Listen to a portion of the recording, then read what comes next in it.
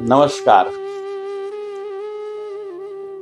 વર્ષોથી આજે આપણી આ શૈલી રહી છે કે કોઈને કોઈ વિષયમાં આપણે સંવાદ કરીએ અને ઉન્મુક્ત ચર્ચા કરીએ અને જે વિષય હોય એને સંલગ્ન સંવાદ કરીએ. કોઈ નવો વિષય આવે તો એને આપણે આવકારીએ. તો આવી મિલનસાર સંયમ સાથેની વિવેક સાથેની સવિનય રજૂઆતની શૈલી, સવિનય સંવાદ, શુદ્ધ ડિબેટ, મૌલિક ડિબેટ અને વિવાદ રહિત ડિબેટ કરવાની ભાવનાના કારણે આજ આપણે સૌ જાણો છો અનેક લોકો આપણી સાથે જોડાણા, દરેક શ્રેણીના, દરેક કક્ષાના લોકો આપણી સાથે જોડાણા.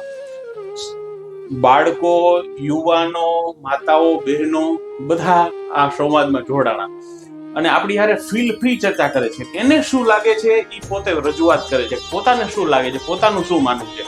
ક્યારેય એને એવું આપણી ઉપર થોઈકું નહીં કે હું કહું છું એ જ સાચું, હું કહું છું એ જ તમે માની લ્યો, એમ નહીં. બધાએ સંવાદ કર્યો, એના કારણે આજે આ સફળતા આપણને મળી છે. અને લોકો હવે કહે છે કે આપણે સોશિયલ મીડિયાના પ્લેટફોર્મ ઉપર જ આવું છે, પણ નકર આપણે એક ખાસ પ્લેટફોર્મ દ્વારા જ આપણે વર્ષોથી ચર્ચા કરી. તો હવે સોશિયલ મીડિયા દ્વારા પણ આપણે એમ કે સંવાદ કરીને જોડી કે જે સંવાદ હોય, વિવાદ રહિત હોય, દરેકની મૌલિક શૈલી હોય. કોઈ વિષય અનુસંધાને એને જ્યારે વાત કરવી હોય ને તો એ એના મૌલિક વિચાર રજૂ કરે.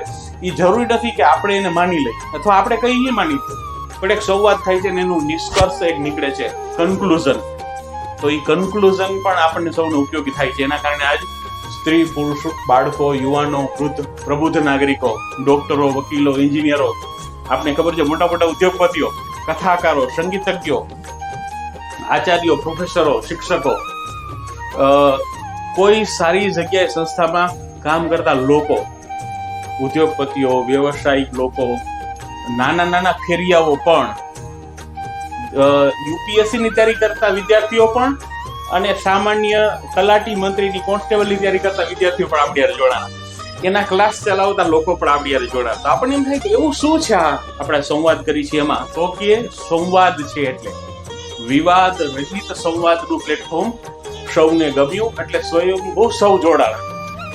તો હવે વારંવાર સૌનો એવી ઈચ્છા હોય કે આવું શું આપણે એવું સંવાદ કરી છે કે લોકોને આપણી હારે જોડાવું ગમે છે, આપણી હારે વાત કરવી ગમે છે, આપણી હારે ચર્ચા કરીને એનું કન્ક્લુઝન પણ બીજે દિવસે જોવે છે કે આનું કન્ક્લુઝન શું, અથવા એ પોતે કન્ક્લુઝનમાં પોતાના ઉમેરાને અનુસંધાને લોકોએ શું કીધું.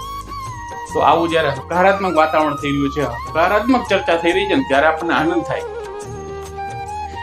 તો આ તમામ શ્રેણીના, તમામ કેટેગરીના, તમામ ઉંમરના, દરેક શ્રેણીના, સામાન્ય માણસથી લઈને મોટા ઉદ્યોગપતિ, સામાન્ય વિદ્યાર્થીથી લઈને મોટા કથાકાર સુધી, સામાન્ય વ્યક્તિથી લઈને શ્રેષ્ઠ વ્યક્તિ, નાનામાં નાના ક્લાર્કથી લઈને કેન્દ્રના સચિવ તરીકે જોબ કરતા આઈએએસ કક્ષાના લોકો, યુપીએસસી પાસ કરેલા લોકો, જે તે સમયે બેચના શ્રેષ્ઠ ગોલ્ડ મેડાલિસ્ટથી લઈને સામાન્યમાં સામાન્ય વ્યક્તિ આ પ્લેટફોર્મ પર ચર્ચા કરે. તો આપણી એજન્સી, આપણી સંસ્થા હંમેશા એવું જ ઈચ્છે છે કે સંવાદ થાય અને સંવાદ બહુ મોટું કામ કરે. અગાઉ રાજાશાહી વખતે પણ જે મહાસત્તાઓ રાજાશાહી વખતે પણ જે શ્રેષ્ઠ સફળ થઈ છે ને, એ લોકોએ 18 વર્ણના લોકોને, દરેક કેટેગરીના લોકોને પોતાના પ્રધાનમંડળમાં સ્થાન આપ્યું હતું. દરેકને રજૂઆતની સ્વતંત્રતા હતી અને એનું જે વિકસિત માનસિકતા એવી હતી કે દરેક લોકો એની રજૂઆત કરે એના અનુસંધાને સત્તા ચાલે. અને રામ રાજ્યની આ વ્યાખ્યા છે કે નાનામાં નાનાથી લઈને મોટા મોટો વ્યક્તિ પણ અહીંયા રજૂઆત કરી શકે. તો આપણે રોજ આ રીતે સંવાદ કરી છે, ચર્ચા કરી છે, આવી રીતે રોજ મળતા રહેશું. અને વારંવાર 2020 થી લઈને 2025 સુધીમાં અનેક લોકોએ કીધું કે ખાસ એક પ્લેટફોર્મ ઉપર, ખાસ એક એપ્લિકેશન ઉપર આપણે જ્યારે આ ચર્ચા કરી છે ત્યારે હવે એને સોશિયલ મીડિયા ઉપર લઈ જાય, ફેસબુક ઉપર, ઇન્સ્ટાગ્રામ ઉપર, યુટ્યુબ ઉપર અને ટ્વિટર ઉપર, જે અટાણે એક્સ છે એના ઉપર લઈ જાય અને ખૂબ મોટા લોકોને જોડીએ. તો આપણી અંદર એવા લોકો છે કે એને પોતાની પ્રાઇવેસીનું ખૂબ મહત્વ છે અને હોવું જ જોઈએ, કેમ કે એવા જગ્યા, એવી સ્થાન ઉપર બેઠા છે, રાજનાયિકો છે, સામાન્ય લોકો છે કે જેને કાલે સવારે જઈને કોઈ સારી જગ્યાએ જઈને કામ કરવાનું છે, તો એની પ્રાઇવેસી જળવાઈ એનું પ્રાધાન્ય આપણે સૌથી પહેલા શ્રેષ્ઠ માની છીએ. એની પ્રાઇવેસી જળવાઈ રહી એવું કઈ હશે તો એના અનુસંધાને આપણે આને વિષયને સોશિયલ મીડિયા સુધી લઈ જઈશું. દરેકના પ્રતિભાવો આપણે લઈશું. વધુમાં વધુ લોકો આ સંવાદની હારે કેમ જોડાય એ તો આપણે ઈચ્છીએ જ છીએ, પણ સંવાદ, વિવાદ નહીં. જ્યારે વિવાદની કોઈ વાત આવે છે ને ત્યારે એક ખૂબ મોટો વર્ગ અલિપ્ત થઈ જાય છે, કેમ કે એને વિવાદમાં રસ નથી, એને સંવાદ કરવો છે. આપણે સંવાદની આ શ્રેણીને આગળ વધારતા રહીશું, ચર્ચા કરતા રહીશું. છેલ્લા 3-4 દિવસમાં ચર્ચાનું કેન્દ્ર અમેરિકા કેવી રીતે સત્તાનું કેન્દ્ર ગયું. જ્યારે આખા વિશ્વ ઉપર અંગ્રેજોનું શાસન હતું તો ધ ગ્રેટ બ્રિટન લંડન અમેરિકાથી ધ ગ્રેટ બ્રિટન ઇંગ્લેન્ડથી અમેરિકા કેવી રીતે મહાસત્તા ગઈ ચર્ચા થઈ રહી છે. તો મહાસત્તા હવે જ્યારે ડગમગી છે, અમેરિકા પોતાની મહાસત્તા ગુમાવી રહ્યું છે, ત્યારે એ કેવા છીછરા નિર્ણયો કરી રહ્યું છે, કેવા ટેરિફ લાદી રહ્યું છે, અને એના કારણે એ આખું સત્તાનું કેન્દ્ર હવે એશિયા તરફ આવી રહ્યું છે. અને એશિયામાં, દક્ષિણ એશિયામાં ભારત જ્યારે આ સત્તાનું કેન્દ્ર આવી રહ્યું છે, એને તો આપણે એવી રીતે જ બોલવી કે વિશ્વગુરુ તરીકે પાછું ભારત સ્થાપિત થવા જઈ રહ્યું છે. ત્યારે આવી જ્યારે ચર્ચા છેલ્લા 4-5 દિવસમાં થઈ છે, ત્યારે વારંવાર બધા લોકોની ઈચ્છા હતી કે આ વિષયને હવે સોશિયલ મીડિયા ઉપર લઈ જવું છે. જોશું, વિચારશું, આગળ બધાની પ્રાઇવેસી પણ જાળવીશું, વિવાદને બદલે સંવાદની ચર્ચા કરીશું, ક્યાં ઉપયોગી થાય ચર્ચા કરશું, આગળ લઈ જશું. સત્તાનું કેન્દ્ર અમેરિકા ગુમાવી રહ્યું છે. વિશ્વ મહાસત્તા તરીકે અમેરિકા હવે નથી રહેવાનું. સ્વયંભૂ એક એવું વાતાવરણ બન્યું છે કે એશિયા સ્થળાંતરિત પાછું થશે, ને એશિયા ભાઈ દક્ષિણ એશિયા. વિશ્વગુરુ તો ત્યારે તો આપણે અખંડ ભારત હતું. અખંડ ભારતની તો ખૂબ વિશાળ વ્યાખ્યા છે. અનેક દેશો જે કહેવાય ને ભારતની અંદર હતા. આપ સૌ અગાઉ ચર્ચા થઈ છે, ફેબ્રુઆરી મહિનામાં તે વિષય ઉપર નહીં જાઓ, કયા કયા દેશો અખંડ ભારતનું સ્થાન હતા. જંબુદ્વીપ કેવડો હતો, જંબુદ્વીપની અંદર ભારતખંડ કેવડો હતો, ભારતખંડની અંદર ભારત વર્ષ કેવડું હતું, અત્યારનું ભારત કેવડું છે.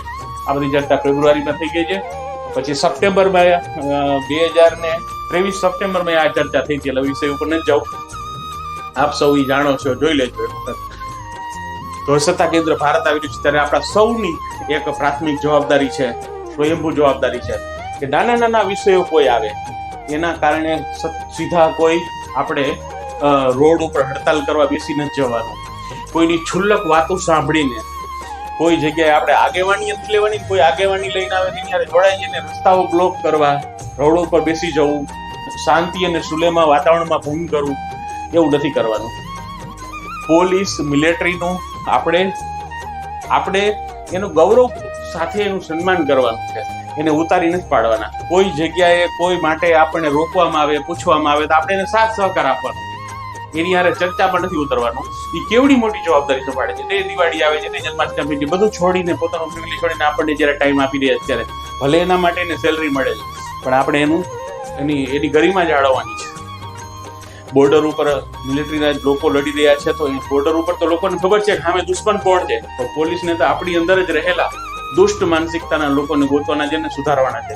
તો એના માટે એની કદાચ 5 નિર્દોષને રોકવામાં આવે, એને પૂછવામાં આવે, તો પોલીસને સાથ સહકાર આપવાનો છે.